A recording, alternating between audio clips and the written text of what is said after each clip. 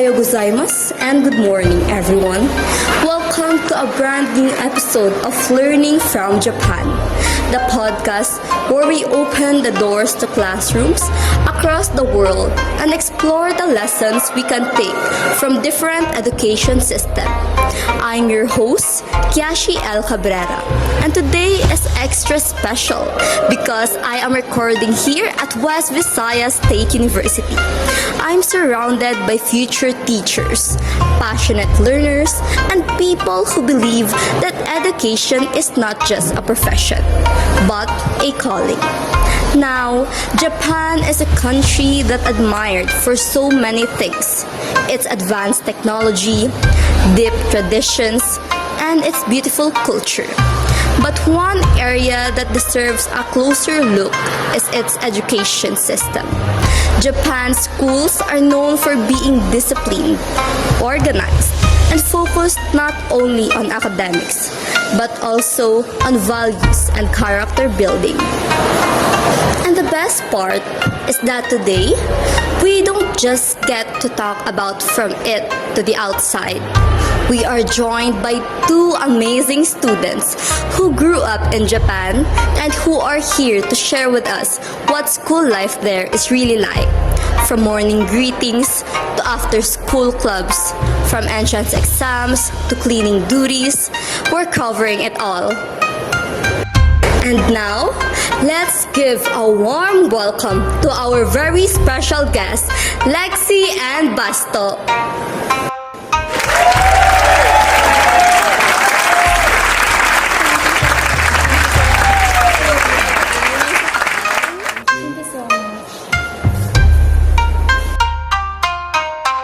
First off, we would like to say thank you for accepting our invitation here at WIVSU. So today, since we're having here a talk show, let's proceed to our segment 1 where we talk about Japanese education system. So let's begin with something fundamental because I think our listeners here and even the students here at WIVSU would really like to understand how the Japanese school system is structured. So Miss Lexi, could you explain the overall flow of education in Japan, starting from the earliest years up to university? And maybe you can also point out which parts are compulsory for all children. Oh yeah, thank you also for having us today. Thank you for the audience. Yeah, of course. Well, in Japan, education follows a 6-3-3-4 structure. That means 6 years of elementary school, 3 years of junior high school, 3 years of senior high school, and 4 years of university. However, only the first 9 years, which is elementary plus junior high, are compulsory. After that, students must take entrance exams to move on to senior high school, which adds pressure but also gives them the choice depending on their goals. That seems interesting, isn't it? So, unlike here in the Philippines where high school is part of compulsory basic education, in Japan, it actually requires passing exam just to enter. Mr. Bastonero, could you explain a little more about these entrance exams and how do they affect students and what kind of preparation do they usually have to go through in order to secure a place in a good high school? Yes, the entrance exam are a big deal in Japan. After finishing junior high, student must pass a written test to enter senior high, and the level of competition depends on the school reputation. For top school, the exams are very difficult, so students often spend months, sometimes years, preparing with the help of cram school called Jokko. This system teaches discipline, but it can also cause stress because a single exam can shape a student's academic path. All Alright, that really shows how early Japanese students learn to deal with pressure and, of course, with responsibility as a student. So, Miss Lexi, how about the school calendar? Because here in the Philippines, classes start in either June or August, depending on the system. And also, we have a long summer break. What about in Japan? What does the school year start and what kind of breaks do students get throughout the year? Yeah, well, in Japan, the school year starts in April, which is when cherry blossoms bloom. So it feels like a fresh start for everyone. There are three main terms separated by short breaks in summer, winter, and spring. Summer vacation usually about 6 weeks, which is shorter than what many Filipino students are used to. Still, the calendar is organized in a way that keeps students engaged throughout the year without too long of a gap. Alright, there you have it. And of course, I can imagine that it must feel beautiful to start a new school year while cherry blossoms are blooming. Now, Mr. Bastonero, let me ask you about the grading.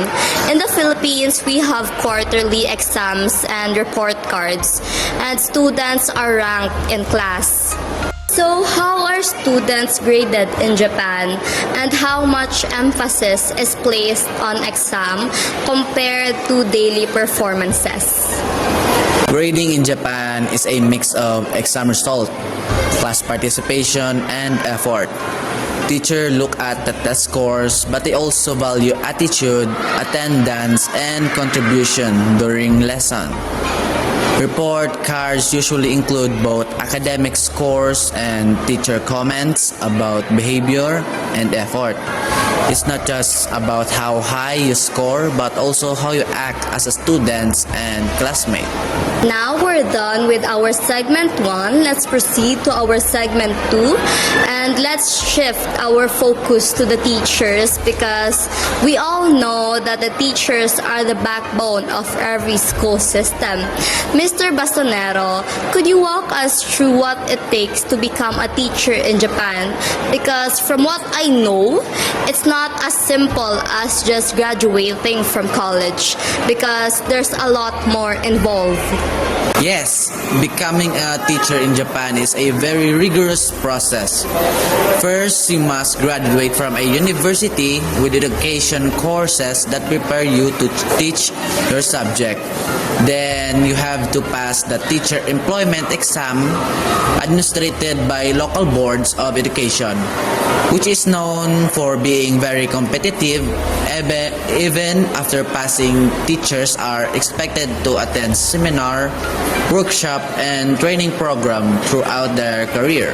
So it's really a path of lifelong learning.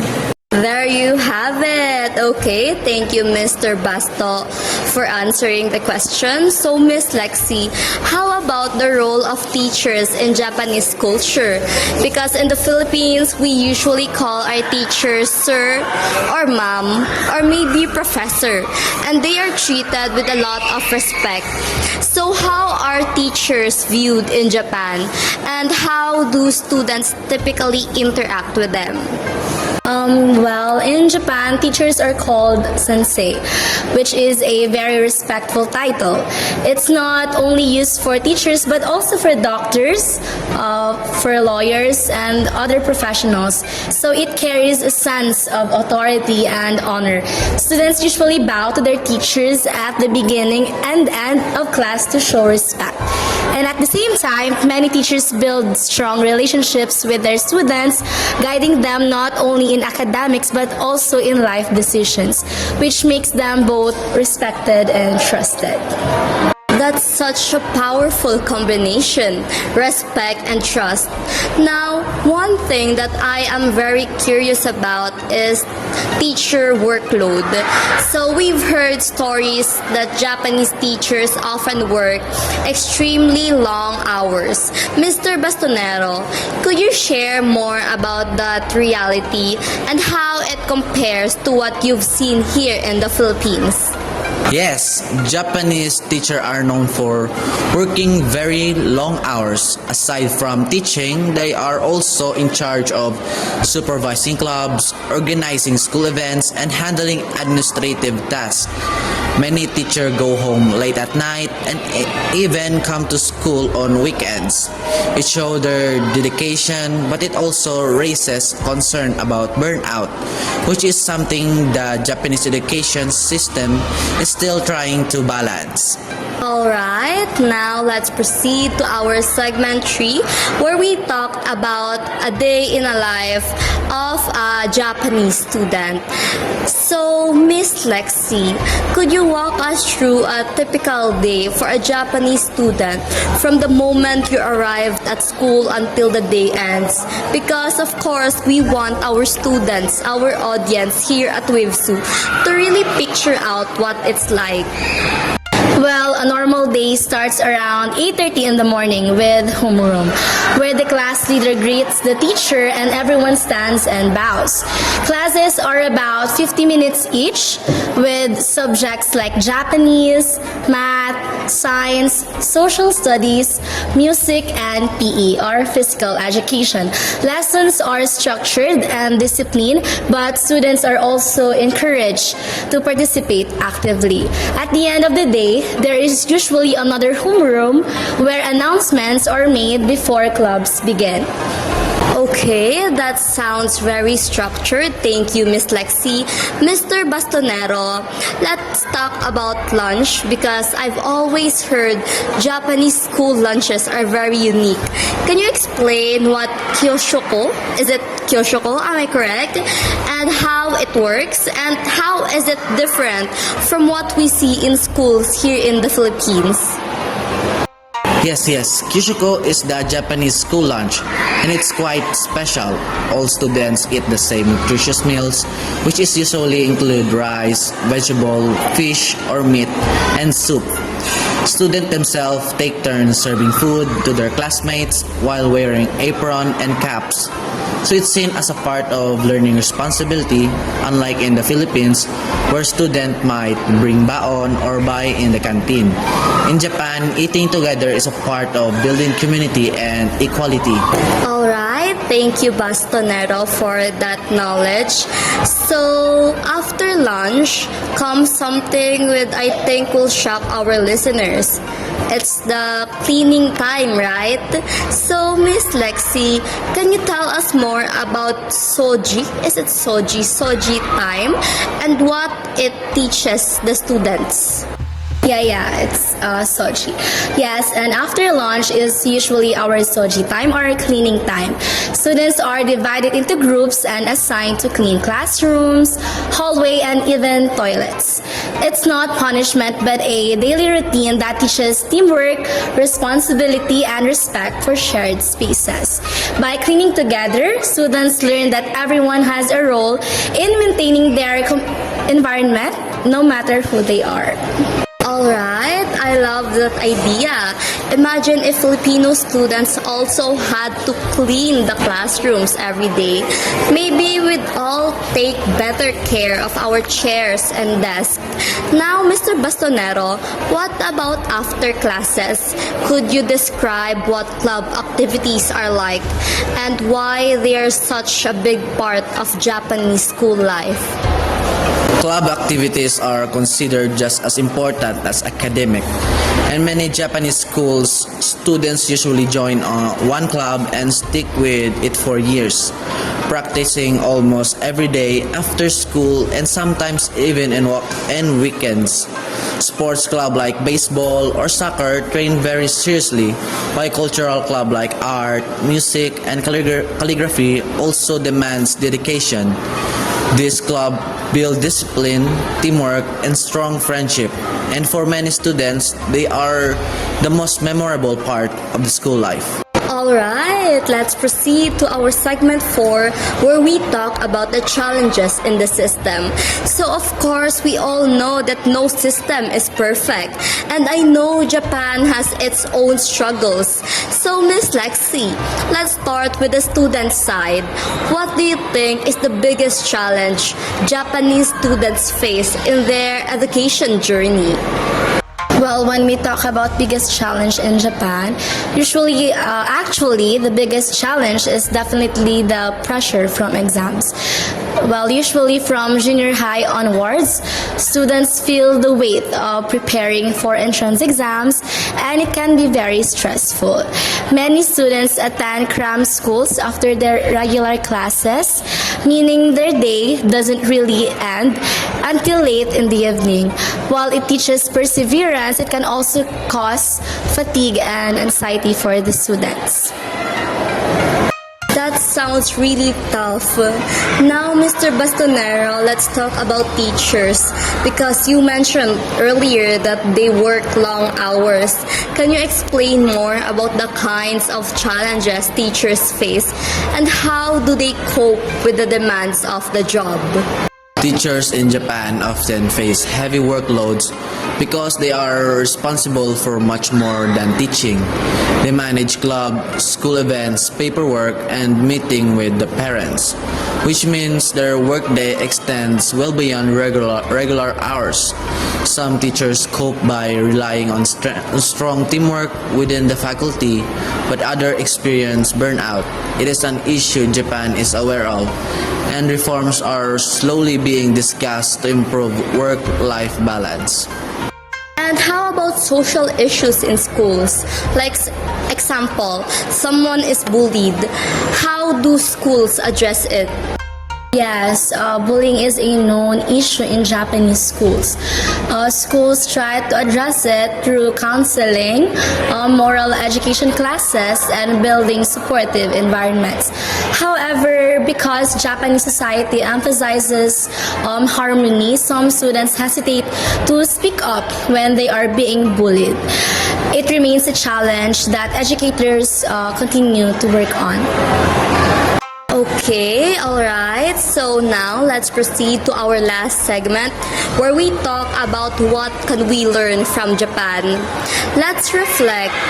If you could share one important lesson from Japan's education system to other countries including the Philippines, to the learners of WIVSU, what would that be? Miss Lexi, let's start with you.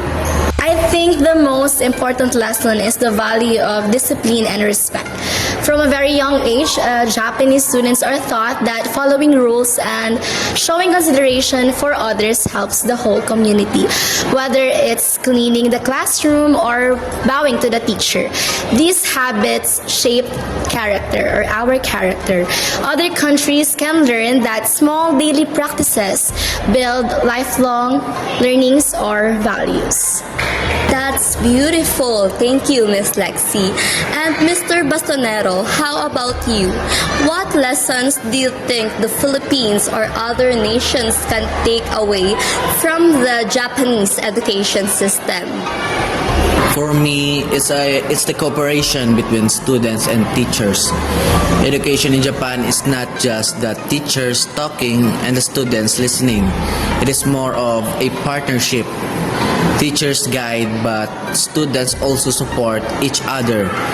Whether it's during cleaning time or in a group project, the sense of teamwork makes learning feel like a shared journey instead of one-way street. I love that idea. And maybe let's flip the question.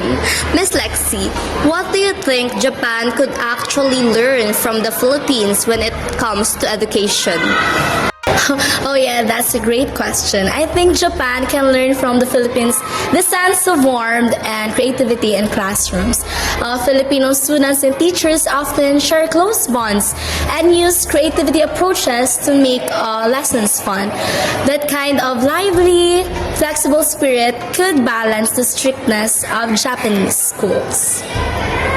And that brings us to the end of today's journey where we talk about Japanese education system. Miss Lexi and Mr. Bastonero, we are very thankful for joining with us today and for sharing such detailed insights. Oh yes, thank you also for having us, and thank you for Miss Kiashi. I'm your host, Kiashi, signing off. Until next time, stay curious, stay kind. Sayonara!